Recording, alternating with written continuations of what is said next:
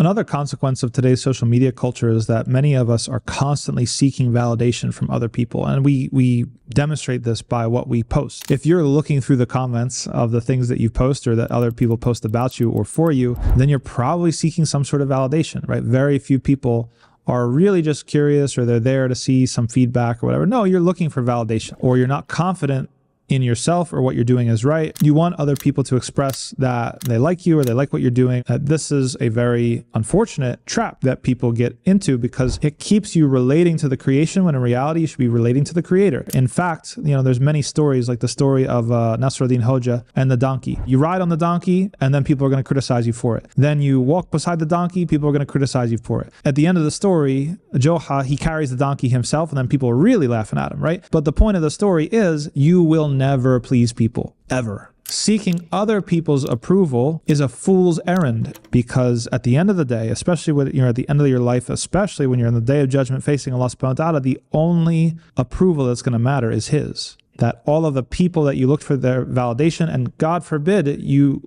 let that validation push you into something haram, those people aren't going to be there for you. Their support is going to be gone. You're only going to be with yourself in front of Allah Azza wa Jal. You're never really secure, right? It puts you in a state of anxiety, because that validation, even if you get it once, let's say you get all the validation you want once. What about next time? What about next time? It's always a moving target. Whereas if you relate to Allah subhanahu wa ta'ala, that's the only actual thing that's going to bring you peace and satisfaction. To know that you're doing the best that you can with your Lord. Yes, you have mistakes. Yes, you have shortcomings. Yes, you sin. I sin. We all sin. We are sinners, not the movie. We are actual sinners. We need Allah's forgiveness. We need to make repentance every day, all the time. But if you're pursuing His approval, at least you can have that sort of confidence in yourself and weight in yourself, that you're not going to be blown by the wind to the left or to the right if these people are angry at you or these people have validated you.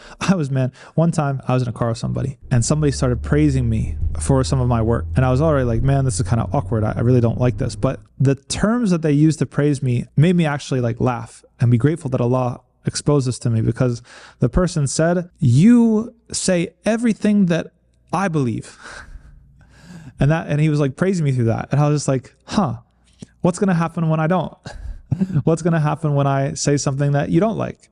That this is a really silly thing to say to somebody. And it's a silly way to relate to somebody. And it would be even sillier, or the silliest thing, if I were to put stock in that person's opinion of me, when in reality, they're just looking at me to validate the opinions that they have. SubhanAllah. So we have to make sure that, what's right is not always popular, and what's popular is not always right. That we have to really take care to primarily relate to Allah subhanahu wa ta'ala and strive our best to do what's pleasing to Him, and to insulate ourselves as much as possible from the effects of looking for other people or looking towards other people for validation. And this is not the same as taking shura or consultation or having mentors or things like that. That's all good.